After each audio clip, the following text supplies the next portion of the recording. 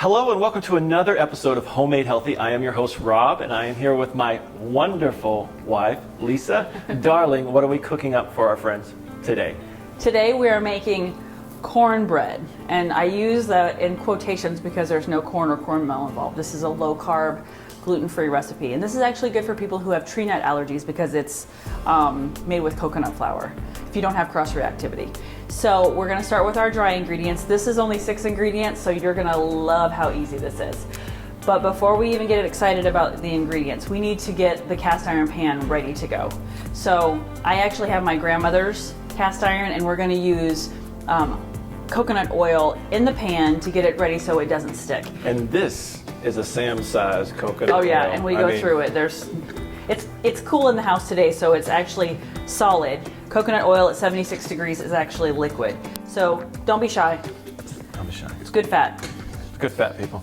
So we're just gonna put this in the oven so that as the oven is warming to 350, this is gonna be melting. So we'll actually be pouring the batter into a warm pan. Excellent. I know when I've made traditional cornbread that you definitely do the same step, and when you pour in the batter, it sizzles. Yes, so awesome. We're gonna get maybe a little sizzle. So we're gonna start with our dry ingredients. 3/4 cup of coconut flour. If you're not used to working with coconut flour, it is not like traditional flour, it's not like almond flour. It is like a giant sponge. So don't get crazy and think, oh, 3/4 of a cup and a quarter and 1 whole cup are the same. It doesn't work that way. So 3/4 of a cup of coconut flour, and then half a teaspoon of baking powder, and a half a teaspoon of salt. And I use Himalayan sea salt. So we're just gonna mix those, and then we're gonna mix the wet ingredients. And like I said, it's like a sponge, so we're actually gonna use 6 eggs for this recipe, and there's not gonna be an alternative that I know of for eggs. And we're gonna use a half a cup of butter, 1 tablespoon of honey. Honey? I know, it's low carb. I thought you said low carb. It is low carb. It's 1 tablespoon for a big pan of. Oh, okay, so compared to a normal slice of cornbread, this is amazingly low carb. It is. And if you're really concerned about 1 tablespoon of honey, just use a packet or 2 of Truvia or whatever stevia. Or quit eating.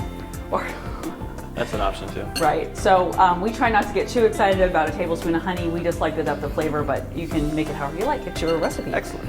All right, so we're gonna do our eggs, and we have got a lot of eggs. Now I'm gonna need my towel. You wanna grab my towel? Yes. Did we lose it?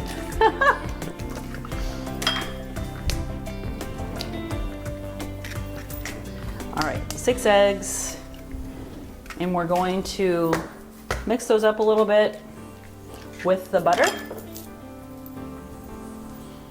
All right, and it's melted butter. So it's actually better if your eggs are at room temperature because the butter will try to harden on you. Thank you.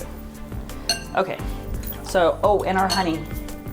Our little bit of honey, tiny bit of honey. We use raw, unfiltered, delicious, amazing honey. It has a lot of medicinal benefits. If you get a cough, just do a shot of raw honey and it'll coat your cough receptors. You'll be good as new. Yeah, ours is actually a local honey too, which is great. Yep.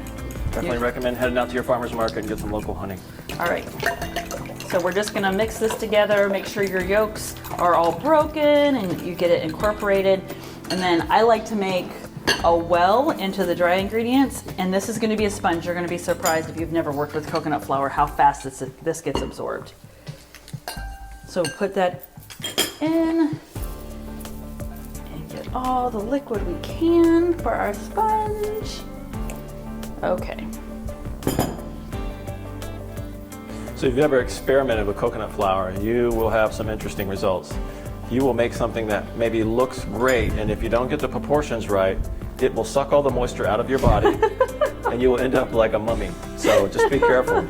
It's so absorbent. It's very absorbent.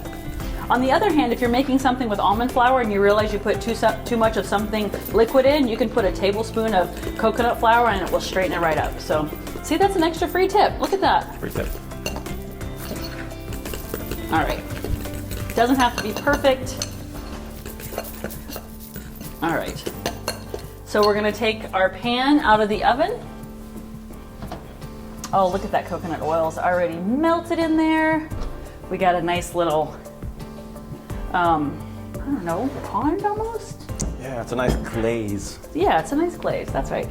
Okay, so we are going to just pour it in, and you're gonna have to flatten it. Like I said, the coconut flour is so absorbent, it's gonna kind of get all congealed together, and we're gonna flatten it out and then put it in the oven. And you're gonna bake this 350 for about 20 minutes until it starts to get brown around the edges. And A bigger one to flatten? I'll flatten. you flatten.